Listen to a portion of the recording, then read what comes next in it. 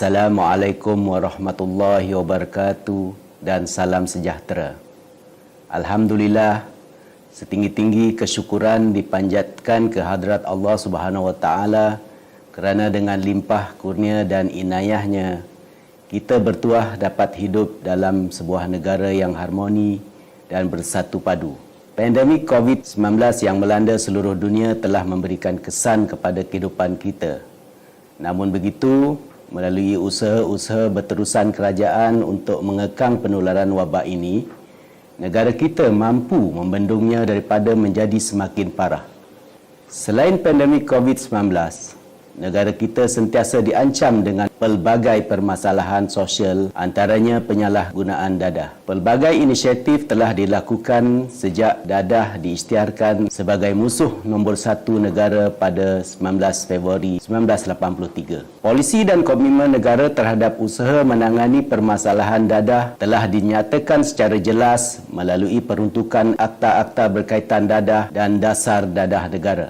Tanggungjawab dan peranan setiap pihak juga telah diperincikan dalam dasar dadah negara. Dengan adanya usaha kolaboratif ini yang digerakkan secara bersepadu, insya-Allah penularan penyalahgunaan dadah dalam komuniti juga mampu dibendung daripada semakin parah. Pengamalan norma baru dalam membendung penularan wabak COVID-19 tidak akan menemui kejayaan sekiranya tidak dilaksanakan dengan baik oleh setiap lapisan masyarakat. Begitu juga halnya dengan permasalahan dadah. Kita perlu memutuskan rantaian aktiviti-aktiviti penyalahgunaan dadah. Masyarakat perlu bersama-sama dengan pihak kerajaan dalam memastikan bahawa persekitaran tempat tinggal, institusi pendidikan, pusat-pusat latihan kemahiran dan tempat kerja bebas daripada sebarang masalah berkaitan dadah. Institusi pendidikan dan pusat latihan kemahiran sepatutnya menjadi medium terbaik bagi pembentukan sahsiah dan pembangunan jati diri kerana sebahagian besar perkembangan individu berada di alam pendidikan secara formal. Murid dan pelajar seharusnya memanfaatkan tempoh masa ini untuk turut membangunkan kemahiran kendiri seperti kemahiran asertif, kemahiran komunikasi dan kemahiran bersosial. Murid dan pelajar perlu sentiasa mengamalkan gaya hidup sehat melalui penglibatan dalam aktiviti kurikulum bagi mengelakkan terjebak dengan aktiviti pelancongan sosial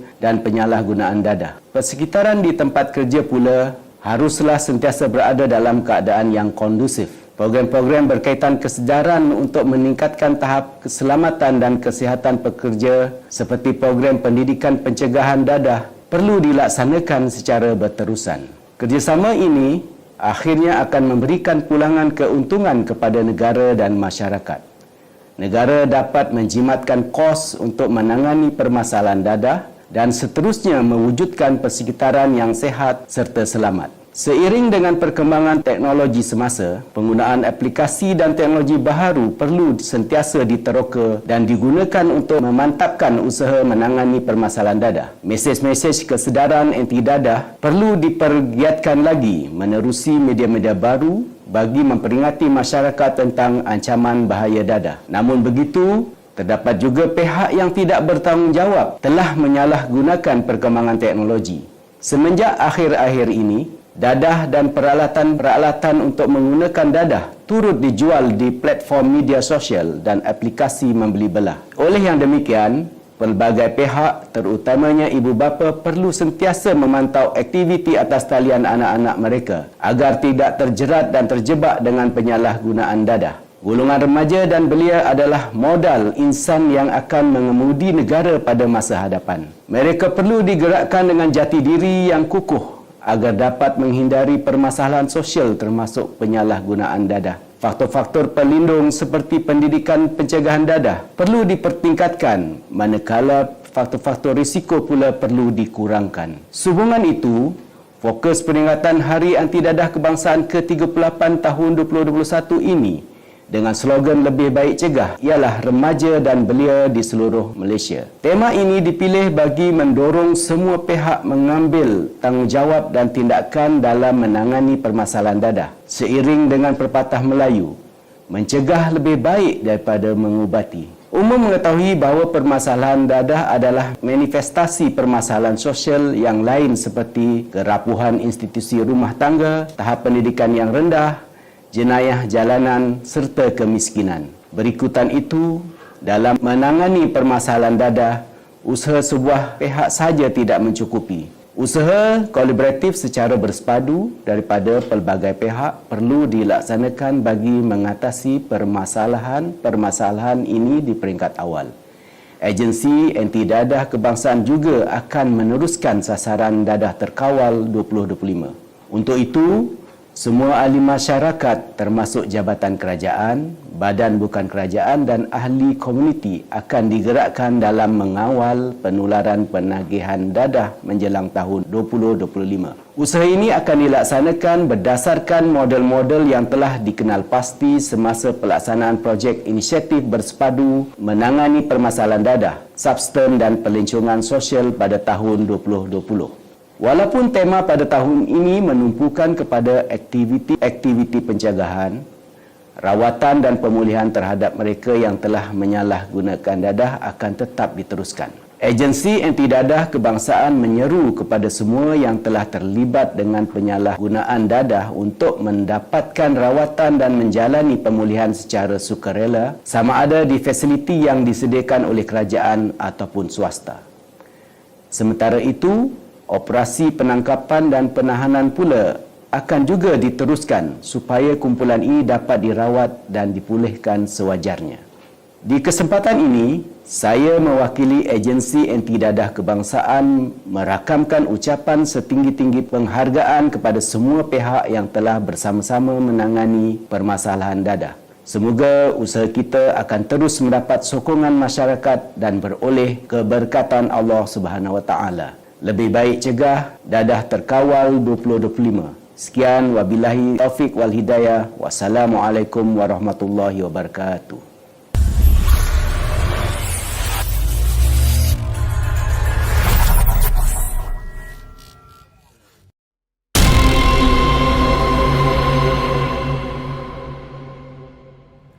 Assalamualaikum warahmatullahi wabarakatuh. Salam sejahtera, salam perpaduan, salam satu keluarga SMK Konvent Kelang. Yang saya hormati Barisan Penolong Kanan, Barisan Guru Kanan Mata Pelajaran, guru-guru kaunselor, guru-guru yang saya kasihi dan anak-anak puteri SMK Konvent Kelang yang saya sayangi. Terlebih dahulu, marilah sama-sama kita memanjatkan rasa kesyukuran kehadrat Ilahi atas kurnianya dapat kita bersama-sama bagi menyempurnakan Majlis Pelancaran Minggu Pendidikan Pencegahan Anti Dadah PPDA SMK Konvent Kelang pada tahun 2021 ini. Sebagaimana yang kita sedia maklum, tanggal 19 Februari pada setiap tahun telah diisytiharkan sebagai Hari Anti Dadah Kebangsaan. Ini menunjukkan negara kita amat komited untuk memerangi musuh nombor satu negara ke arah mencapai sasaran Malaysia bebas dadah. Pada tahun ini, dalam norma baru akibat pandemik COVID-19 ini, kita tidak dapat bersemuka untuk menjalankan aktiviti-aktiviti PPDA. Namun begitu, unit PPDA SMK Convent telah mengambil inisiatif mengadakan program PPDA secara atas talian.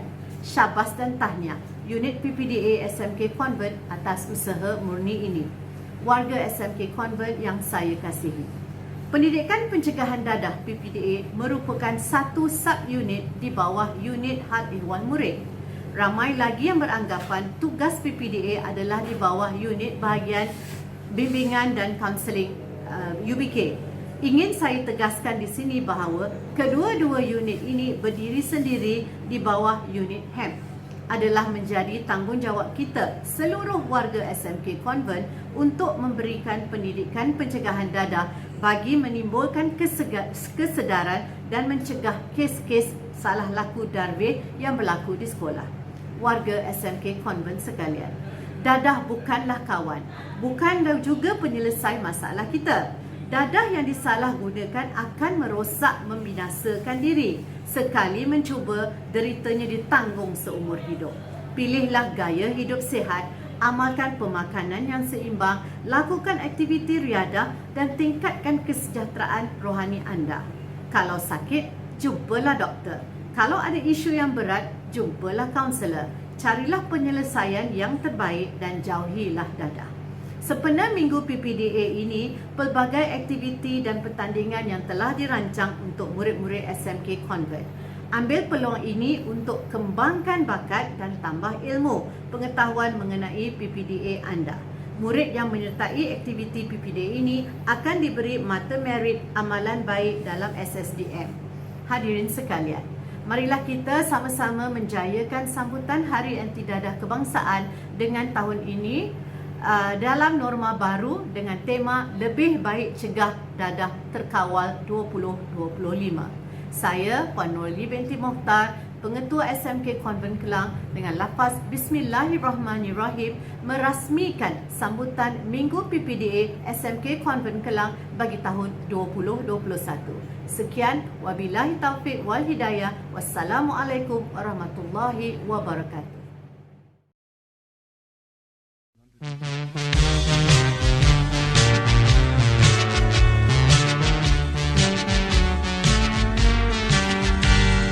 Dadah durjana, kau penghancur bangsa, kau musuh rakyat, kau musuh negara. Kini kami teguh, kini kami kuat, dadah kami rempuh, hancur dadah jaya rakyat. Kami anti dadah, kami benci padamu, sekutu kita perangi dadah, mulia bangsa tanpamu.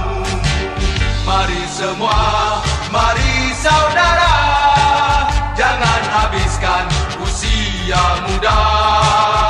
Semangat bangsa bergelora, tanpa dadah kita berjasa.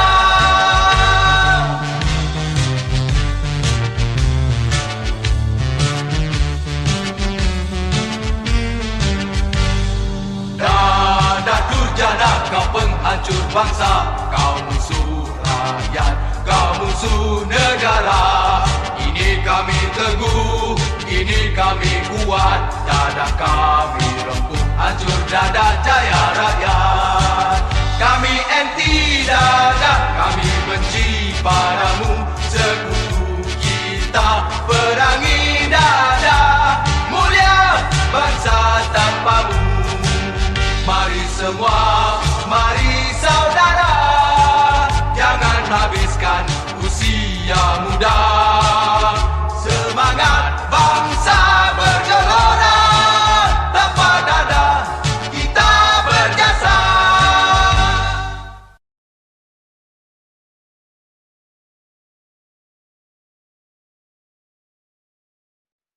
Selamat sejahtera diucapkan kepada semua warga SMK Konvent Kelang. Nama saya ialah Mirutika Syekh, anak perempuan Raman dari kelas 5 karismatik, dan pada hari ini saya akan melafazkan ikrar anti dadah sempena minggu PPDA.